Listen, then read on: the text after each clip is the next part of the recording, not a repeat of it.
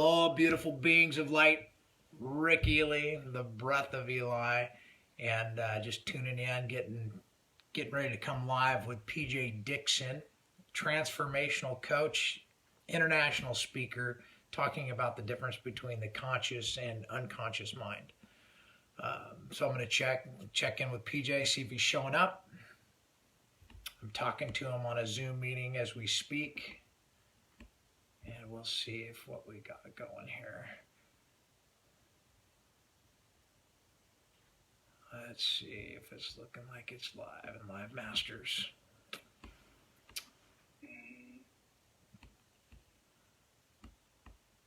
I think it wants me to download an app. Okay, so here we go. Videos, posts, here we go. We're seeing should be live in Live Masters TV show.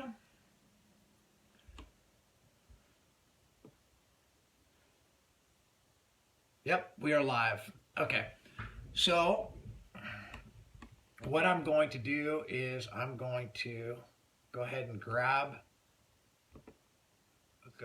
Oops, what happened there?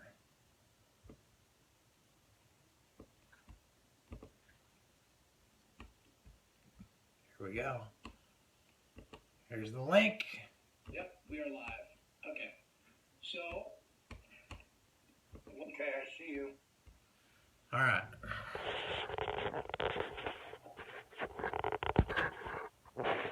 I'm going to add you on there, and you should.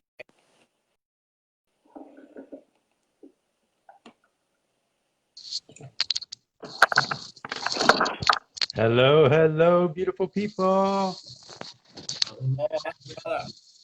Hello, hello. Oops, let me silence this. Hello, hello, beautiful people. If I sit back, let me see if you guys can still see me and hear me. Hold on one sec. Yeah, is that okay? Can you guys still see me and hear me? Yes or no? I can hear you just fine and see you, PJ. Okay. I'm going to go ahead and kill our Zoom meeting. Good call. All right, we are live. What's going on, PJ? Good to see you tonight. Thanks, brother. Super duper glad to see you too.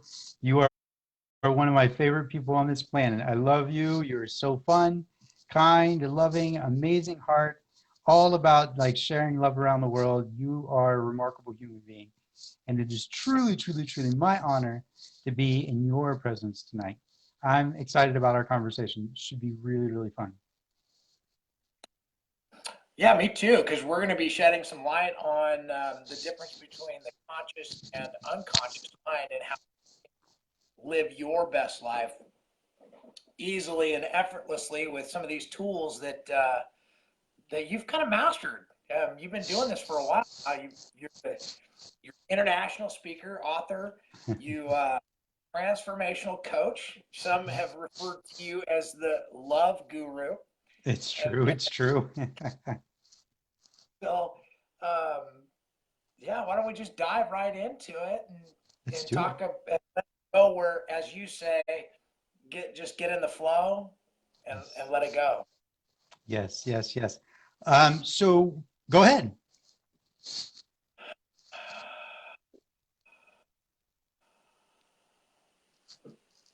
Awesomeness. Let's do it. Yes, sir. So Rick and I like to start all of our conversations out with a brief meditation, even if it's one breath, what I like to call one breath mushin, one breath, no mind. And the value of that is it brings us into the present moment. But it's important for us to recognize, I think, that the present moment is still limiting. So it also brings us into presence, which is liberating. And there's a big difference between being in the present and being in the presence. Being present, we're aware of our five senses, or more senses, depending on how you want to break that down.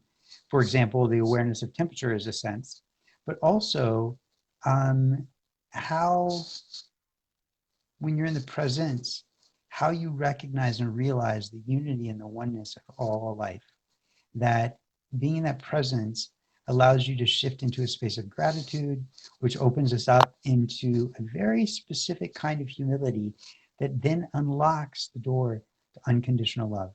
And unconditional love exists, and it's right there.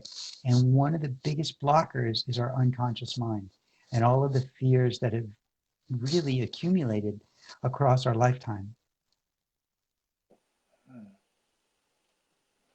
Yeah, I know I've had my fair share of blockers along the way. I've had plenty of limiting beliefs. I've had some, really high highs and some, really deep lows. And Sure. and today I recognize that, they don't have to be so high. They don't have to be so low that, I can kind of ride the lasagna of life and enjoy life on life's terms. And I can create my best life ever. Yes. Simply by accepting. Now, but how did I get to that point? How did I get to the point where, where you recognize this? You've had your fair share of challenges along the way. Look at me, I'm talking about. Sure. Well, it's really important for us to recognize that no matter where anybody is, if we can agree that the universe has infinity to it, right, or is infinite, and that the energy in the universe is infinite and everything is built from this energy, then we can recognize that as humans, we're always growing, we're always evolving, we're always moving to that next level and that next stage. And so we're all, we're going to have highs, like you said, we're going to have lows. Even a week and a half ago, I tripped over myself in my own actions around my own business and just was like, I'm done. I don't want to do this anymore. I want to be speaking, right? So even then, that was for me a real eye opener that my being, my body, my mind, my subconscious, my conscious mind, really, truthfully, got to the point where it was like, I'm done. I just want to speak. Like, I love coaching. It's wonderful. And I want to keep coaching. But ultimately, man, like I needed that breakdown so I could have the breakthrough, which was, there are 5 things in my life that I want. I mean, there's more than that, obviously, but there's 5 things in my life that I desperately want and that I was not honoring myself because I was putting so many other people first. And so, we're always going to be growing. We're always going to be growing. And there's nothing wrong with putting other people first. I've done it all in my life. But at some point, it's also okay to put yourself first. And that requires a certain level of awareness, self-awareness for who you are and what's really juicy and delicious for you. What excites you? What interests you? And is it okay for you to put you first, to nurture yourself, fill yourself up, and then be able to step into that next stage supporting other people? And I went through that. And I'll probably go through it again at some point in my life.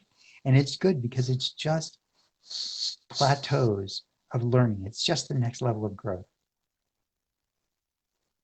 I was listening to a coach, transformation coach today on a YouTube video. Hey, Julie. Hey, Charles. Thanks for showing up, guys. Really appreciate it. Julie and Charles, what's up, beautiful people? Joel says hello from Las Vegas, PJ. Mike says, yo. Mark. Yo. So, thank you all for tuning in. And it was, oftentimes people will say that you have to go back. And when they say back, like you talk about a different strategy, like a timeline, like what we studied in NLP. Sure. Now, I haven't formulated my own opinion on this, and this is just, I don't know that we have to go backwards. I don't know that it's set in stone. I don't know that you got to go back and relive your childhood and make amends for everything. And I don't know what that truth is for another. I know what my truth is. And my truth is that, my truth was that I had to accept everything that was. I had to accept my version of what everything was. And there's all these different views, right? But what we're talking about here is the conscious and the unconscious mind. You've got this. So what is the difference between the two, PJ? I would say the conscious mind is awareness. The unconscious mind runs about 95% of our cognitive behaviors. We may not know exactly how much it runs, But about 95% of our thinking and actions associated with that thinking is happening underneath the surface. We don't necessarily know what's going on. So when we react, I like to make a very clear distinction between a reaction and a response. A reaction is a slave action. If you react, you're operating out of a primal drive inside of your brain designed most often to keep you safe. A ball flies at your face, you either catch it or you move out of the way. You don't necessarily consciously think about that. You're walking down the street and you trip, whap, right? You throw your hands out, right? And so, and so when we do that, I'm going to move around a bit so if you hear some static on my mic. And so if you hear some of that, or if you see some of that in your own life where you're like, oh, why did I say that? I wish I hadn't said that. That was coming from your unconscious mind, right? I like to make a very clear distinction between you and it, all right? If we're talking about you, are you thinking your thoughts or are you allowing your thoughts to think you? Are you thinking your thoughts or are you allowing your thoughts to think you? Meaning, if you are consciously thinking your thoughts and choosing what you want to think about, positive or negative, as long as you know you're like, no, I'm consciously thinking about this, versus I'm just ruminating, it's just coming up out of my unconscious mind and I'm listening to it, I'm hearing it, I'm observing it, I'm just watching it, and I'm feeling I'm subject to the emotions that are following that thinking, then that's the unconscious mind. And it, not you, it does a lot of the decision making for you. And if it doesn't make a decision for you, it absolutely powerfully influences the decisions you make. If you've ever had something that you wanted to do or accomplish and you couldn't do it, and you're like, I don't know why I can't get this done. Something inside of your unconscious mind is stopping you. A fear of something is keeping you back. Maybe a fear of success, maybe a fear of failure, maybe this idea that, well, if I do that, then other people are going to think a particular way about me. And I don't want people to think a particular way about me. So it's very possible that the unconscious mind is ruling that. So for me, the clear distinction is awareness and conscious intention. You can't use the word in a definition, and intention about what I'm saying and thinking versus an a an how do I want to say it? An automatic um, thought process that's occurring, and you are observing it create thoughts and ideas and images in your own mind. Does that make it clear? Is that clear enough? Yeah, I think Charles is saying when you're talking about fear driving, I think Charles Butler is saying, his fear is failure, fear of failure. If that's correct, Charles, just give me a thumbs up, say that's what I'm talking about. But fear, you know, I say 95% of people, 97% of people are motivated out of fear alone, period. And that's the, you know, that's, is that a subconscious programming? Yeah, absolutely. And so let's look at it like this. First of all, I love that you said that fear is a motivator, right? You said that so many people are motivated by fear because a lot of times people will ask, well, what's the opposite of love? And some people will say hate, some people will say fear. But the truth is, love is a motivator, hate is a motivator, fear is a motivator, apathy is the opposite of love, right? So since apathy is the opposite of love, it's the opposite of love because apathy lacks any motivation or drive. It just accepts sort of where it is in the moment and doesn't have any drive to do anything or show up in any particular way. So as far as fear, is fear an unconscious um, driver? I don't think driver was the word that you used, but it is absolutely an unconscious process that is typically coming from the fight or flight part of the brain, right? In the limbic system, you have fight, flight, sometimes freeze, and sometimes feigning death. But for the most part, we talk about fight and flight. And so this is in lack of, like nowadays, right? We're not chased by any real danger anymore. Saber-tooth tigers aren't coming after us, and lions and tigers and bears, oh my, are out in the woods and in zoos. So we tend to be fairly safe. However, our minds don't know that there's not other fears or other dangers out there. So if there is perceived fear, right, versus real fear, perceived danger versus real danger, the mind doesn't necessarily make a clear distinction between those. So that fear that comes up in the unconscious comes up as a way of protecting you from often just feeling bad in the future. For example, guilt, right? Guilt literally pops up in us for a very specific reason. It says, hey, that did not feel good. Don't do that again. It doesn't feel good. Don't do it again.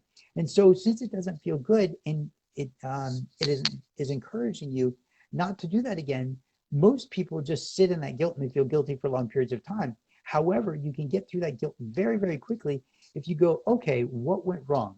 What didn't I like? What would I like to do differently or better next time? When you actually map out a real strategy, consciously map out a real strategy, the unconscious mind drops the guilt because when you commit to that strategy consciously, it unconsciously drops that feeling of guilt and allows you to move forward with that feeling of, okay, cool, I know what I'm going to do or how I'm going to behave in that instance next time if I find myself in that situation. Well, let's use that as a practical application because many people, like myself, have been fraught with guilt at one time or another. Sure, And me too. I it's used to be too. right. And so, but you're in a family, you're in with people that you love or you care about. And oftentimes fear is a can utilize as leverage. Yes. And if we really peeled this back and said, okay, well, there's really only one of us in the room, like you and I like to dive way down into the rabbit hole. But for simplicity simplicity's sake, let's say there's uh, there's two of us, okay, and one is oh, but you did this to me. You did this to me, and you should feel rotten. You should feel. Why don't you feel bad? And another could be like, you know, it just is. I'm okay. I'm okay with me. How do you get to that place? This is the difference, going back to practical application, we're talking about the unconscious, subconscious mind, how to master it, how to live your best life ever with some of these tools and mastering this stuff, being congruent, being okay with you and who you are. How do you get to that place? How do you do that, PJ? So are you asking how do you get to that place of I'm okay with myself when somebody in the same room with you is pushing on you saying, I'm really angry, you hurt my feelings, was offensive, and you should feel really guilty and bad about this. And you're asking how do you get to that place of I don't actually feel guilty. Um, is that the question? Yeah, I think it is the question. How do you do that, but yet still with compassion, right? Because Yeah, you could yeah. throw, I could throw up, and I could be a jerk and Mhm, say, you know what, forget you. I, mhm, hey, that's your problem. mhm. There's no empathy in that statement. There's nothing, but all that's going to do is put fuel on the fire, right?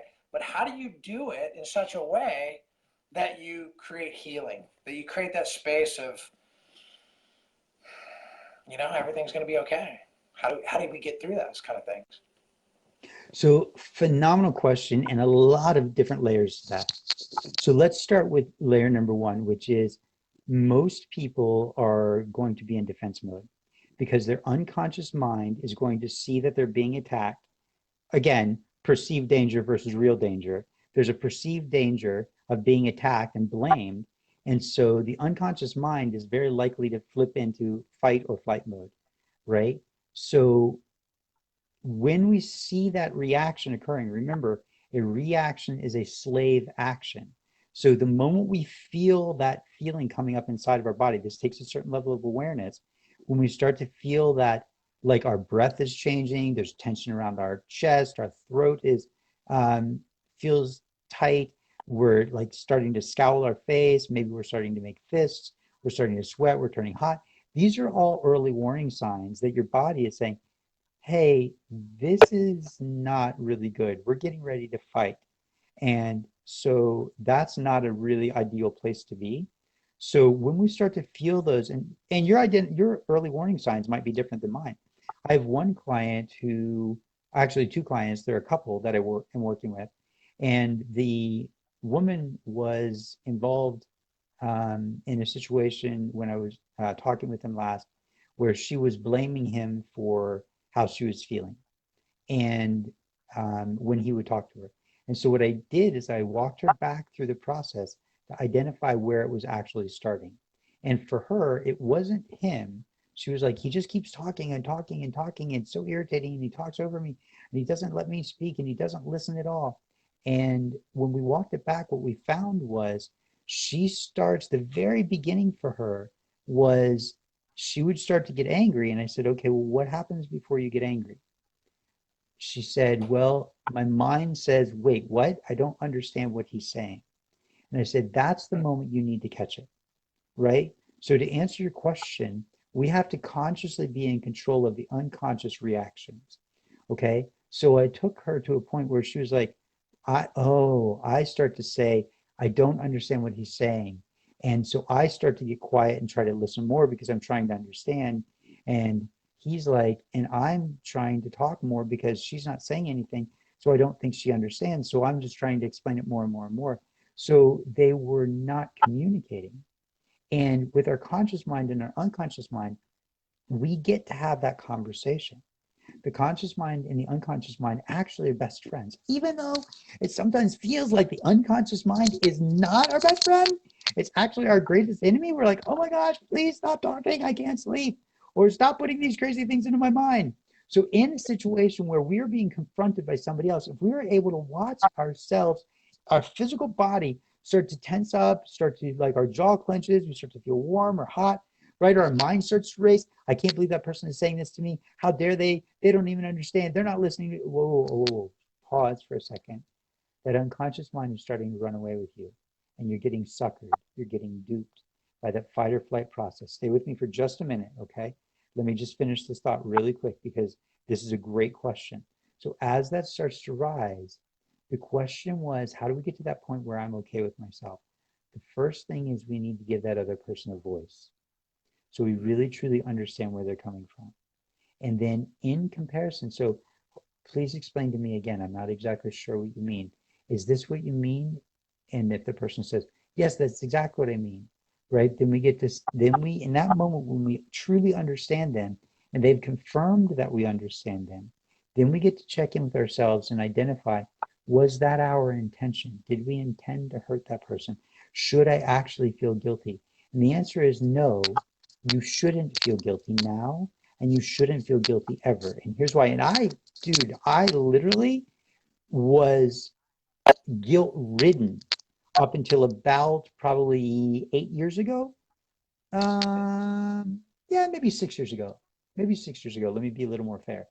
And I all of a sudden made this realization around guilt that guilt, like most negative emotions, is just carrying a message. It's just an early warning sign that says, that hurt, don't do that again. So we get to look at, in that situation, we get to look at, okay, what did I do? What was my intention? And what could I do differently next time? And if we seek to understand, when we're making an effort to really understand the other person, and then we seek to be understood, then we make an effort to share our perspective, what we're doing is we're looking for balance. So we want the other person to know that we understand them and that we don't just understand what they're saying, but we understand what they're feeling, so that we can then start to understand how we played a role in that. We don't get to take 100% responsibility. We do get to take 100% responsibility for how we showed up, whether it was a response or a reaction, and but we do not get to take responsibility for how the other person is receiving us. If they are angry, that is their choice. If we decide that we want to be okay with ourselves and we look at ourselves and we say, wow, you know what? I really didn't mean to hurt her or him in that way. What can I do to fix it? If we stay true to our own integrity, our own identity, our own awareness, when we look at that unconscious behavior in the past and we identify what was the cause of our behavior, what was the cause of what we were saying. If we have something to apologize about, great, apologize. But don't feel guilty. Find a way to fix it. Guilt just reminds you that hurt. Don't do that again. When you find an alternative, the guilt goes away. game, right? When you show up for the game, you show up, you're showing up, you're concentrating, you are fully present, you are fully aware, you are engaged. What do we, Dr. Matt used the term hakalau, right? You're in Bacalao, that's right. periphery. You are in that place where you are completely aware. You are intentful. You have an intention, and that intention, okay, I'm going to hear. I'm going to seek to understand before, and once it's clarified, and then before anything. So I'm going to seek to understand without judgment, right? Yes. Without judgment, without saying, okay, you're right, you're wrong. It's just get the facts. Okay, Mhm. what are the facts? What are the facts, Jack? You know, I don't have to get anxious, angry, frustrated. All I got to do is pay attention. Okay, what are the facts?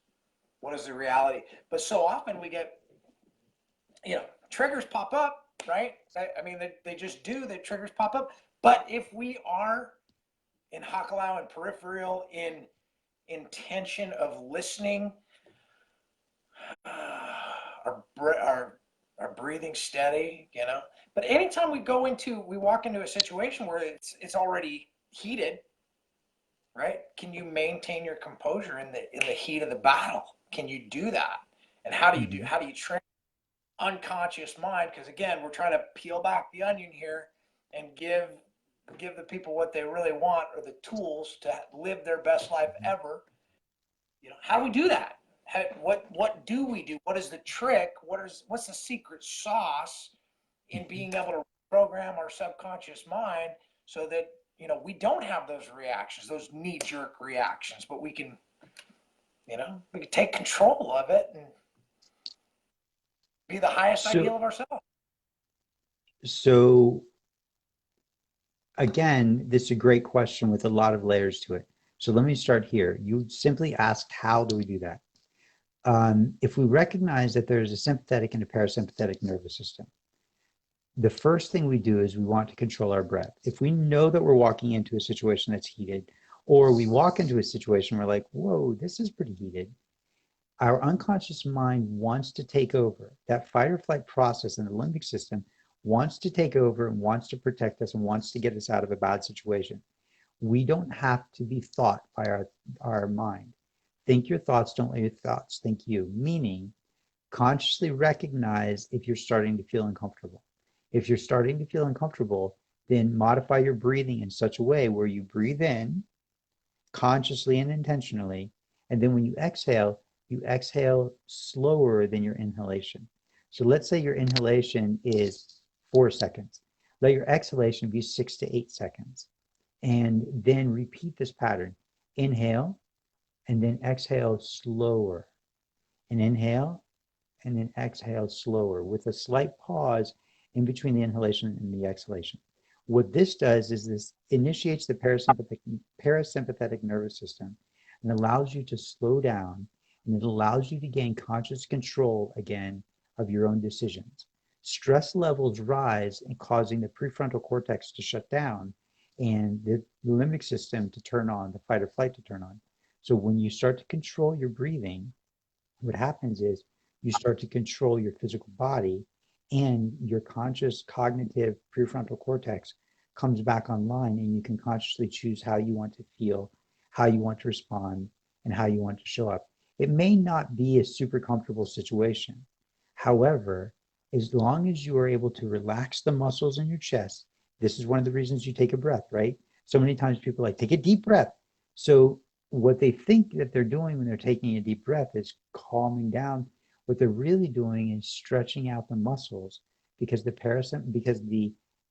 fight or flight response wants to tighten those muscles around your chest, restricting your breathing. If you consciously start to stretch those muscles with a deep breath, and you slowly exhale, those muscles start to soften. And when those muscles soften, again, you gain control of your physical body, you gain control of your cognitive self and your conscious self, and you gain control of your emotional self. Does that make sense? Makes total So the sense. And what stated with me that you said that we could choose how we feel. You can choose how you feel about any situation at any given moment. Choosing how you feel as opposed to letting your feelings choose you. Yeah. Right? Yeah. Yeah. Is way to, I mean, can you play your feelings or your feelings play you? You okay? Does that mean that I create my intent before going in? I have a picture in my mind of what I want, but what if the outcome isn't what I want? I love you too, Elizabeth. Aloha, great to see you. Thank you for showing up. If uh, we have that intention in a vision of what it is we want to see, but what happens when it doesn't go our way? Is that because we want to control the situation, and do we just recognize, wait a minute, no, I'm just here to listen for a minute? I mean, So there are layers to this, and I'm just trying to get to practical applications because, well, let's face it, it's not always easy. But what we're telling people, you can get to this place easily and effortlessly, yes, and you can. yes. But here's the way. Here's the way there. Here's the path there. So let's expand the vision a little bit. Okay. Let's start here. Um, when you get into fight or flight mode, your hands are going to clench closed. They're going to go sweaty. The muscles in your body are going to tense, especially the muscles around your chest. They're going to contract. Your breathing is going to become more shallow and quicker. Your heart rate is going to go up. You might become hotter, and your ability to rationally think is going to degrade in that moment. Okay, or decline. Decline is a better word in that moment. Okay. Now, can we fix that? Yeah, just by simply opening your hands, wiggling your fingers, taking that long, slow, deep breath to stretch the muscles in your chest, doing that breathing that I just talked about, right? Consciously getting back in your body, getting out of your head, getting into your body. What does my body physically feel like? Where is the energy in my body? Is there a tension in my chest that I can relax, right? And so there's ways to relax that. But it's really important to recognize that this is not you. This is it. This is the unconscious belief system that is creating a thought process in your brain that is then quickly creating an emotion that is causing the actions to happen in your body. If you don't like the actions that are happening, or you don't like the situation that you're in, we cannot realistically control someone else. We can influence them, but we realistically cannot control somebody else's thinking, somebody else's emotions. We can control ours even in that situation. So it's valuable to recognize that virtually every response that you have is associated with a program that initiated maybe in your childhood, maybe in a particular relationship that you had, romantic relationship, maybe from an on the job situation, maybe because you were in a car accident. There's some kind of programming that has occurred in your past. Programming then leads to a particular belief. Approximately, I would speculate based on some research and studies that 95% of our beliefs are unconscious, which means that a significant percentage of the thoughts that pass through our mind are unconscious, or we hear them but we don't pay any attention to them. That thinking then leads to an emotion. That emotion then leads to an action. That action then leads to an end result. So if we look at that in reverse, if I don't like the result that I'm getting right now, I'm getting heated, I'm getting angry, I'm getting frustrated, I'm getting scared, I'm getting nervous, I'm getting worried, then let's reverse order that. I don't like the result that I'm getting. What's the action that I'm taking? And be aware that that action probably was unconscious. So the action might be my fists are tightening, my jaw is clenching, I'm starting to tap my leg, my mind is starting to think. Hold on with the thinking. We're going to come back to that, okay? So what are the physical actions that you're taking? And all the actions come from the emotion. So what is the emotion? So if I don't like the action, if I don't like the result, change the action. If I don't like the action, if the action that I'm taking is like tension, start to physically relax, take a deeper breath, and then you'll realize that physical reaction was coming from an emotion. So then choose a different emotion, go, okay, well, I don't want to feel this. So if I don't want to feel this, what would I rather feel? Even if it's a subtle shift from rage to frustration or rage to irritation. That's still a shift emotionally. And where does that come from? It comes from your thinking. So when I say think your thoughts, don't let your thoughts think you, this is exactly what you were saying a moment ago about not being controlled by your emotions. If we consciously choose, you know what, I want to think this person is frustrated, they just need to get it out. Let me take a moment and listen. Um, that's going to create a different emotional response in you, which creates a different action, which creates a different result. Now, if we go back and we realize when I say think your thoughts, don't let your thoughts think you, I mean think your thoughts to create a particular emotion.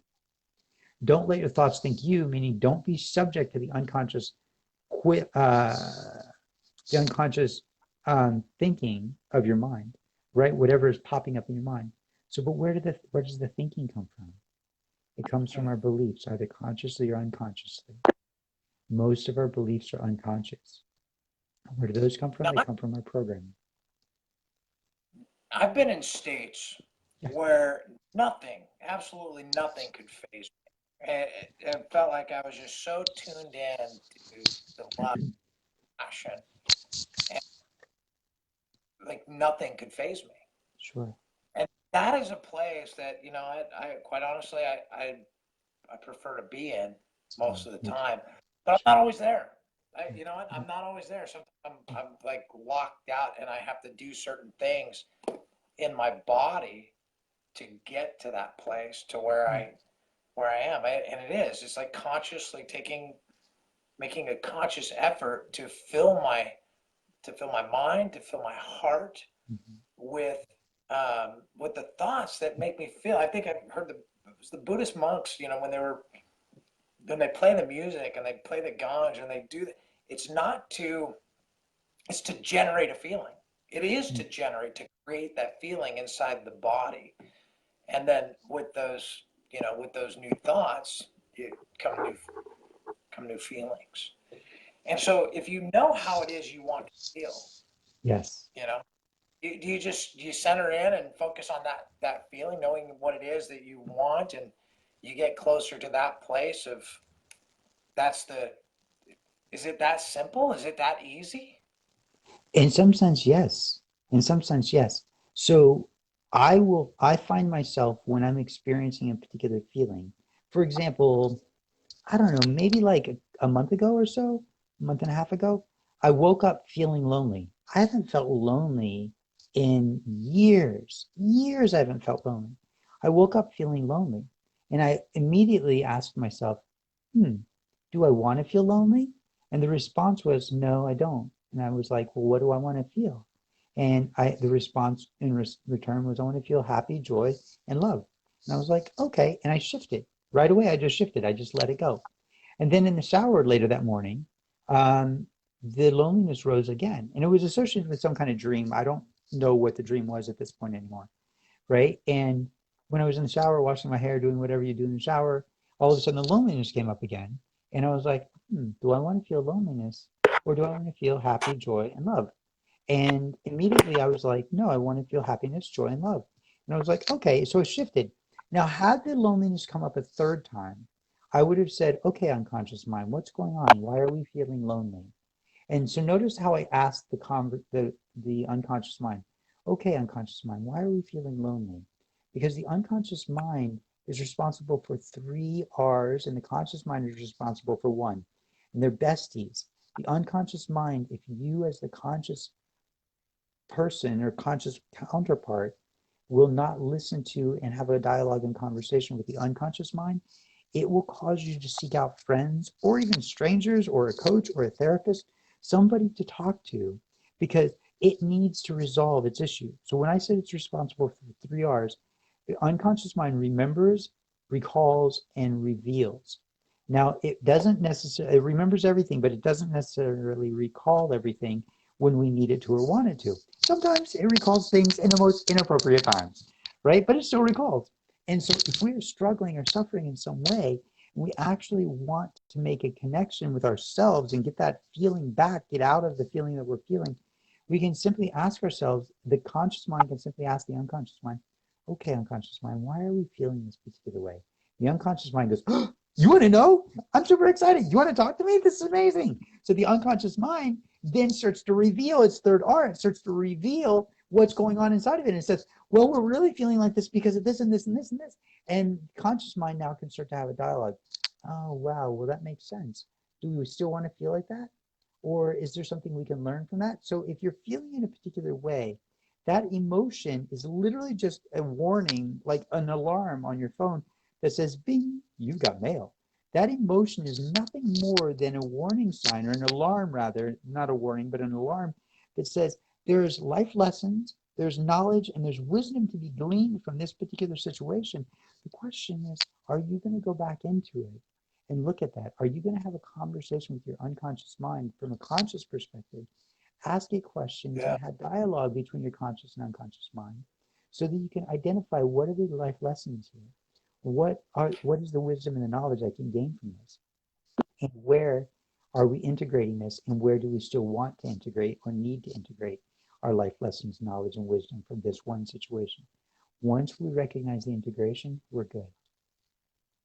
So what I hear you saying is that we can talk to our unconscious mind kind of like a child, Yes. a friend. And that's how I saw as I was studying, Ho'oponopono and practicing Ho'oponopono, Yes.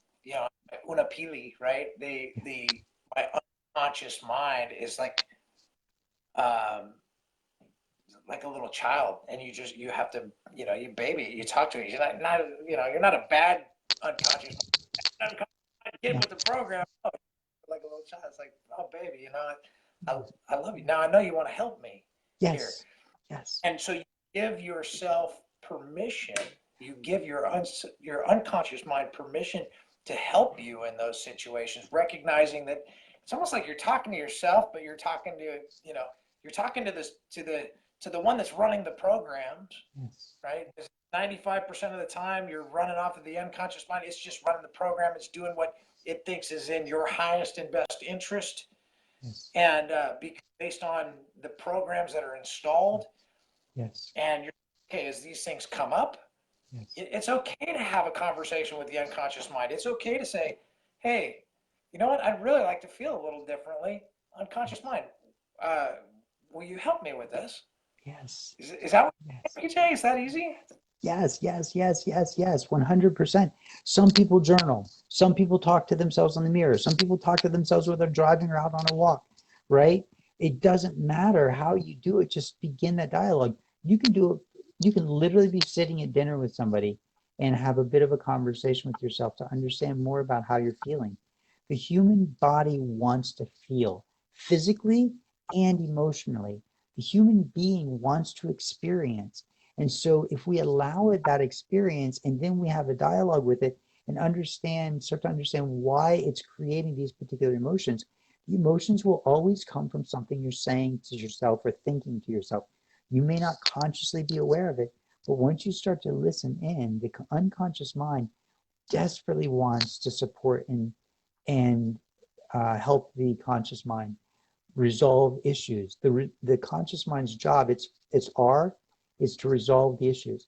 So after it has a conversation with the unconscious mind, and the unconscious mind reveals what's actually bothering it, then the conscious mind can say, "Oh, okay. Well, this is how I want to think or feel about it." It can continue to delve in a little deeper, and it can start to break it apart and start to understand the different components of a particular situation.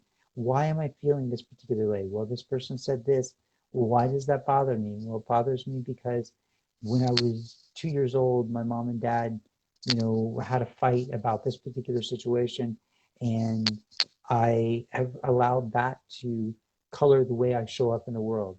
You may not know, the unconscious mind knows, but you consciously may not know why you're bothered by a particular thing, just that you're bothered by a particular thing or situation or word or saying. Like, I don't like the word jerk, right? It's just not my word. I don't like to be called a jerk. I've only been called a jerk once in my whole life that I can think of. And it was from a friend of mine who I very, very much love and respect. And I wasn't intending to hurt her in any way. I was just having a conversation. And the way her unconscious mind heard it, it was filtered through her own belief system. It was filtered through how she thinks about herself. And when she said that, I was like, oh, wow, I really don't like that word. And so, I mean, I don't call people that. I never have. But I didn't realize how negatively that impacted me. And so I got a chance to really look at that while I was in the car talking with her. And I got a chance to let that go. And the way I did is I just thought, first of all, I was like, well, did I intend to offend her? The answer was no. What did I say? Well, I said this. Okay. Could I have said it differently? Of course, I could have said it differently, but I didn't know that the way I said it was going to cause a problem. So I was able to look at the alternatives and options for the next time I would have a conversation with her about that. And I was able to release and let go of that feeling of being called a jerk because it wasn't, I didn't want to feel that resentment. I didn't want to feel that anger. I didn't want to feel that hurt. I didn't want to feel that frustration. I didn't want to feel that disconnect between the two of us. And now we're good. We're great. There's no problems whatsoever because I was able to let that go. But letting go is one of the number one most important things in being able to release and allow yourself to feel in that state of harmony that you were talking about easier, that state of peace and bliss and ease. The more we can let go of, the more we can expand. It's when we hold fast to a particular thought or feeling or intention or belief that somebody did something to us and we don't have any control. We hold fast to that belief that we get tossed around like playing tug of war and holding onto that rope with everything in us and not letting it go. We're going to get dragged through the mud. Well, it's a great time to take a little segue because I Yes. think we've touched unconscious and conscious mind, and as um, for my mind,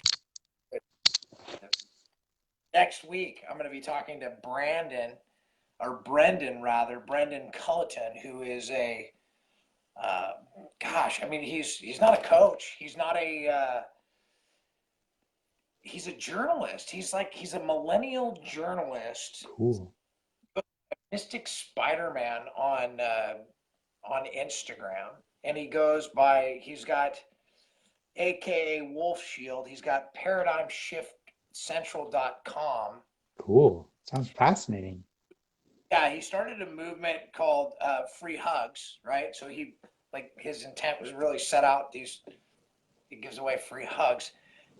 He has done some amazing um, documentaries on his YouTube channel. There's some just really amazing documentaries. And one of them, watching earlier today, was just talking about lucid dreaming. Mhm. And I just, while I have you here, because I don't talk very often, and I love bouncing thoughts and ideas off with you because you're such a full. Um, there was a comment made uh, in this in this one video, and it was regarding integration and integrity. And I'll follow the integration and integrity, integrating integrity. And the comment was weird, right? So often will concepts like or many other concepts and say, oh, that's just weird. That's just weird. And and then what weird reflected for someone else was weird. The definition weird reflected fear, right? It says Yes. not Yes. me. It's not me. So when you push something away, you deny that it's you. You're just not, weird. That's not me. And so integration and integrity in the basically creates a network assimilating like oneness. Conversations that I like to have that with you. I know that at your depth of where your core is, we get down to the concept of oneness Mhm. and love, passion, and it's right there. It's so easy for us to get trapped on the surface at times and play in Yes. this field, but when it Yes. comes down to it, what are we really here to do? Yes. We're here to live our best lives ever and to just shed light on being able to be the best ideal of you easily and effortlessly. And sometimes we do. We go down into the mud with because that's where they are in the moment. But we can come out of that mud. We can come out of that mud shining like a star and live our best life ever. And people can be amazed and they go, holy cow, you can, right? You can too. And we get to be that. We Yes. get to be that. We get to Yes.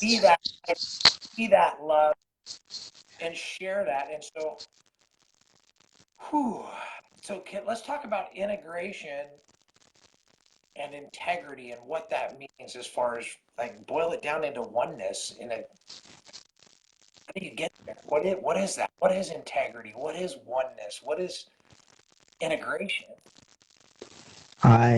Now we're talking deep. Now we're speaking my language. I love this stuff. So remember back in the day when the word intimacy, somebody realized that it sort of represents this idea of into me I see, right? Mm. I had this epiphany the other day about integrate, into great, right? So when we are actually integrating um, wisdom or oneness or spiritual connection into our lives, we are turning into our greatness, right? The greaterness of the everything, not the separateness, not the reality with a small r, but reality with a capital R, this sense of oneness and unity. So I like to define love as the willing exchange of oneself, separateness, the willing exchange of oneself for oneness. Because when we're in that state of love, unconditional love, then all of a sudden we feel all the space inside of us and outside of us, in the tiniest little places inside of us, and in the expanse of all of the universe and our environment surrounding us. And we realize that there is only the connection. We realize that in this presence, remember not the present moment, but in this presence, this energy, when we're in that presence, we realize there's no separation between you and I. There only is the is. And if we were to meditate back and feel all the space inside of our being and get smaller and smaller and smaller in our meditation and try to feel the smaller parts of us where we go, okay, I feel my physical body. Okay, now I feel my skin, and can I feel the space between my skin and what's under my skin? And can I feel my bones? And then what are my bones and my skin and my muscles made up of? Okay, they're made up of cells. Can I feel the space between the cells? And what's even smaller than that? Can I feel the space in between the atoms, in between the protons and electrons and the neutrons? Can I feel the space between the quarks? What happens is when you go back further and further and further, you just feel this openness and this space, and you realize that I am just this isness. Mm. Whether it's God, or whether it's our higher consciousness, or whether it's source energy, or whether it's quantum, the quantum field, the pure potential energy that everything is formed out of, it doesn't matter what we call it. In the Tao, in Taoism, Taoism says that which can be named is not the eternal, and that which is eternal cannot be named. So it's this idea of just feeling and experiencing that integrity, that integration, where all of us is connected to all of that and all of you and everything around. And we just relax and we realize, I mean, relax deeply. Relax our mind, relax our face, relax our muscles, relax our heart, relax our emotional system, relax our nervous system. What happens is, and relax our breathing. So we breathe more deeply and more fluidly, more rhythmically. What happens is there's this calm that comes over us. And when this calm comes over us, all of a sudden there's a deeper awareness and a stillness. And in this deeper awareness and the stillness, there's an awareness of presence. There's an awareness of something maybe greater, like an energy, a tingling. Some people refer to it as a hum or a buzz, right? But there's an awareness that there's more. And in this awareness that there's more, when we go even deeper with that, even slightly deeper, we start to realize that what's more is that we're connected to everything, that there's no Yeah. separation. And so the integrity, this is when we start to talk about integrity. If I go into that room and it's a heated room where I find myself in a heated situation, where somebody is blaming me and wants me to feel guilty.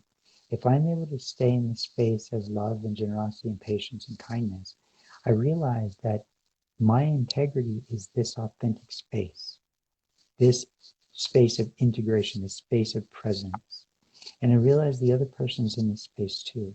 And I can listen to them and I can be present with them, but I realize that what they're upset about is not really what happened.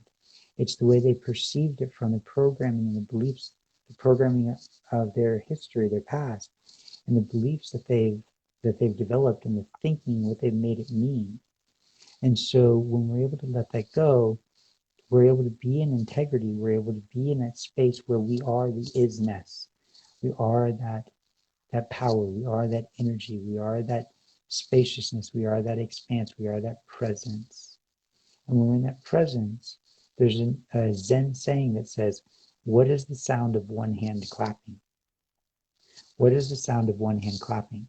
It's this idea that if I have no ego, if I'm completely open, and we're always going to have some semblance of ego, but the closer and closer and closer we get to this feeling of oneness, then it's harder and harder and harder for anything outside of us to clap against any ego inside of us. So what is the sound of one hand clapping? Silence. And then what's beyond silence is stillness. It's that presence. And so this is integrity. When we are defending ourselves, that is not integrity. When we are trying to prove ourselves, that is not integrity. These are limited versions of what the mind has conceived as the human experience. But the depth that goes beyond that, real integrity, is what is moving. How do I want to say? Give me a moment. I'm going to be quiet. What is moving? What is moving us? What is moving inside of us deeper than just our own conscious mind? What's moving deeper than the unconscious? When What I is let pulling go, us? Yeah. yeah, when I let go and just be, I can walk that isness of it all. When I don't have a point to make, I don't have a place to be, I don't have to have an opinion that someone has to accept.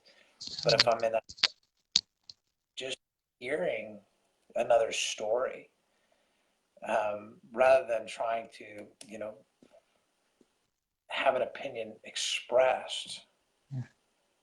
just in that place of just being and listening Mm-hmm. and not fighting, then my body's at peace. I'm at rest, and I'm actually in a place of just accepting all that is, and to use the word love energetically, because I believe that when I am in that place, that feeling, that's it allows me to just to just love.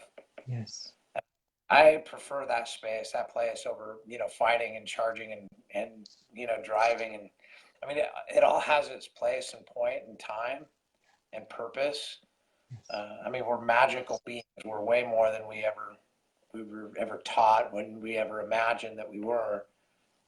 And I'm just now beginning to learn, how magical I really am, how magical you are, how we all are. And it's starting to get good. It's starting. Life is starting to really be, as we peel back the layers Yeah.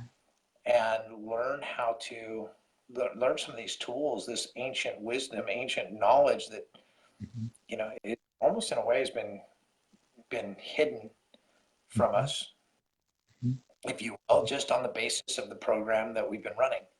Sure. And I mean, you just don't know what you don't know until you know. And Yes. now, now at least we're, vaguely aware of that we have a heck of a lot more options than we ever did before we knew. Mm-hmm. And so I'm grateful and thankful that you would spend time with me this evening. Thank you, PJ. Mm-hmm. Thank you. Rick, it's always my pleasure, brother. I absolutely love and respect you, and it is an honor to be invited to be here. I wish we had more time because we're just dipping into the good stuff, you know. Yeah, We started out it's with stuff that's practical, but dipping into the good stuff of unity and oneness and non-duality, that's important. That's the good stuff. That's where I freedom think lies. I think it is too, and that's probably why I keep hanging and keep going in and pressing. I hate to stay in the shallow end. I like to get pushed out to the place where it's a mystery because if you're sitting there talking about things you already know, you've already formed an opinion. But is when you get into that place of I just don't know. It's a mystery, and that's the beautiful thing is the mystery to be in Yes. that place to unfold. Um, but at the same time, it's like so helpful for others to know, oh, wow, this exists. You mean this is a real true plane? And right now, my mind's wrapped around from where does this plane, this pink light, this pink healing gel-like formed light that has all these healing properties on which plane, astral plane, does that come from? So that's a topic for another day, and I'll hope to get there. But in the interim, if people want to find you and look you up and have a conversation, you do some transformational coaching. You're also known as the Love Guru. Um, a very inspirational speaker. They Thanks, can brother. find you.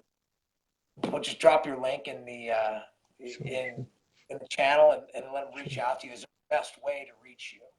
I would just say go to pjswisdom.com, pjswisdom.com. And if you want to find me on Facebook, you can just go to P period J period Dixon, Dixon. So I'm the guy with the blue sleeveless sweater, I think. Okay. Yeah. All right. And you I know love what? I love you too, man. Thank you. It's a real pleasure and honor. Beautiful people, thank you so much for watching. And it's a real honor to be on Live Masters. Thank you for this opportunity.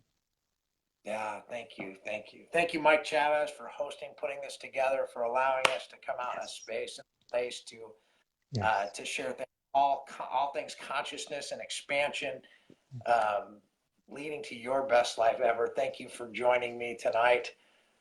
I love you. You're wonderful, and you're kind. And with that, aloha. Mahalo and aloha.